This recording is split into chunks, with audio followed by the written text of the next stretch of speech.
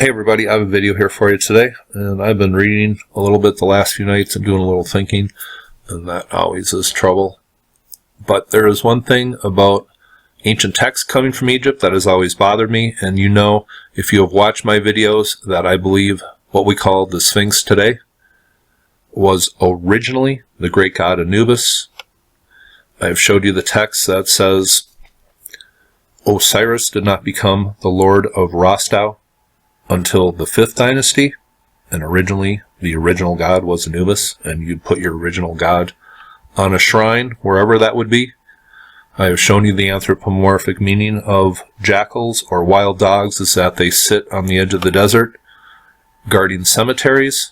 I have showed you how the alignment to the spring sunrise, the spring equinox sunrise, fits perfectly with the symbolism coming from the dynastic Egyptians of Anubis's later role. I have showed you how a pre-dynastic king inscribed on a tomb wall that there was a great Anubis shrine sitting out on the Giza plateau in pre-dynastic times. I have showed you the art and symbolism of pharaoh's tombs coming from all over Egypt, and there is not a lion to be shown. It is all the great god Anubis on his shrine in the posture of what we see as the Sphinx today. And there is so much more from the ancient Egyptians in the text describing perfectly well a giant Anubis shrine guarding the necropolis at the edge of the desert. And today I want to talk about something else, and this comes from the ancient text and the reference to the lake of the Jackal. And just backing out here, this is something that the more I think about this, the more I think we kind of have this wrong. People have said, how long would it have taken the Nile to migrate 8 miles to the east? Because there is evidence at Giza and other places, water came right up to the western edge of the Nile River Valley in ancient times. But I think this period of about 9,500 to 10,000 BC, and that is a period which I believe the Great Pyramid and the Sphinx were constructed.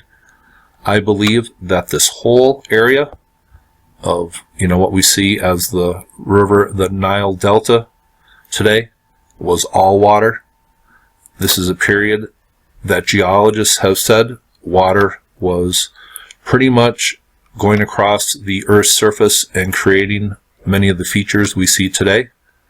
Plato dates Atlantis going down to 9,600 BC, and riverways all across the world, I believe, were being formed in this time period, whatever happened, and there seems to be great evidence that it was an impact, an extraterrestrial impact, that melted great sheets of ice and sent water across the Earth's surface. And I believe when the Great Pyramid and the Sphinx were constructed, it is entirely possible that this was all water. And the Lake of the Jackal refers to this ancient body of water that surrounded the Giza plateau, and there are low areas down here and here where water could have surrounded this entire area of the Giza plateau in ancient times, and these waters represented the primordial waters to the ancient Egyptians. And what not a better representation of your primordial homeland, which at the Temple of Edfu in Egypt describes it as an island that went below the ocean in a great catastrophe, and we know that island as Atlantis today, coming from ancient texts, mainly from Plato.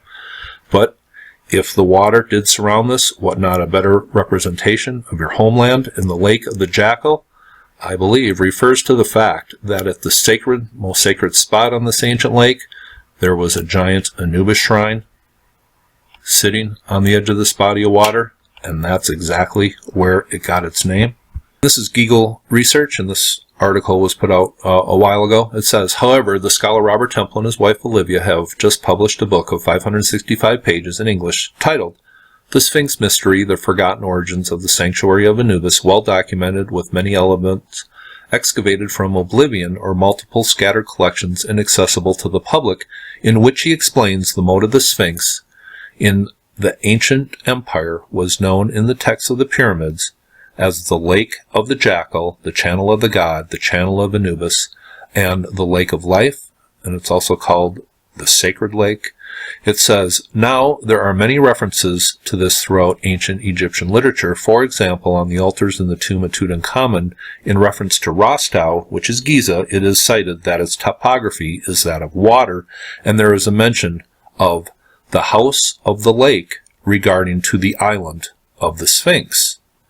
It says, in the text of the sarcophagi, we hear about the lustral basin, the lake of the Jackal. Why? And it says, quite simply because of the academic temple's assertion that the Sphinx was originally made of the image of Anubis, and Jackal is a bad translation because there have never been jackals in Lower Egypt, but rather wild dogs, and that is just simply the translation we get today from the hieroglyphs.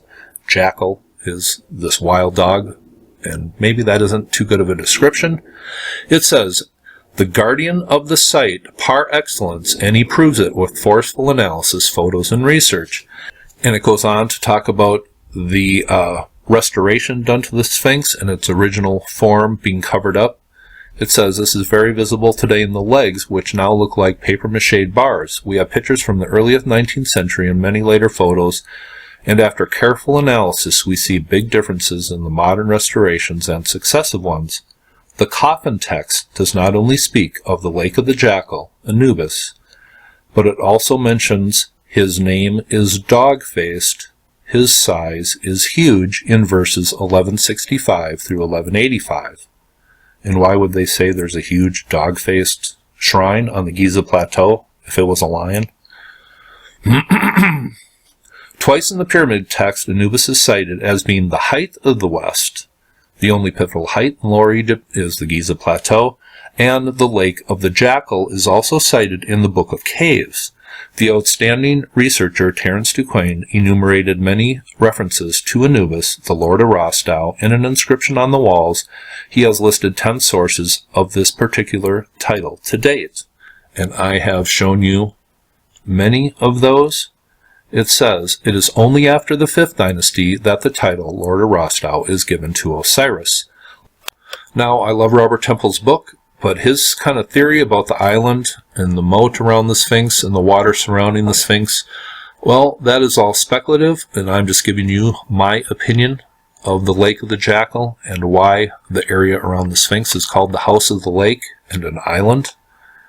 I think this originally could have been an island, perfectly representing the ancient homeland, and the waters representing the sacred lake, and the primordial waters that is spoken about in Egyptian text.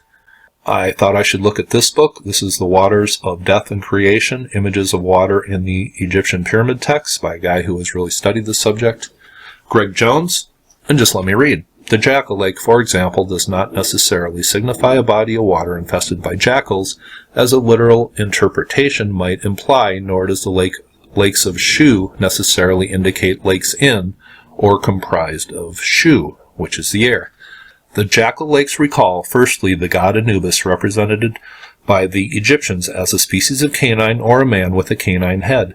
The zoological accuracy of calling this canine a jackal has been questioned, and it might be in fact a type of wild dog or even a hybrid. It is likely the Egyptians would be concerned with such a scientific precision, as the point of the representation would have been to indicate a characteristic or a function. We may safely continue with the description of Anubis as a jackal. Jackals, as a wild dogs, inhabited the desert edges, where the dead were buried, and no doubt occasionally disturbed the graves for food. The worship of the jackal gods may have derived from an attempt to turn the creatures into a benevolent deity. Well, they didn't turn him into a benevolent deity. The jackal was the original deity of Rostau, which we call Giza today. He guarded the ancient sacred necropolis, and it very well could be at the edge of the Lake of the Jackal. In ancient times, water was widespread across the earth. It was a turbulent time. Every indication coming from the ancient Egyptians is that a giant Anubis shrine sat on the edge of the desert. If you still think the Sphinx originally was a lion, good for you. Hope you thought this was interesting. You all have a very nice day.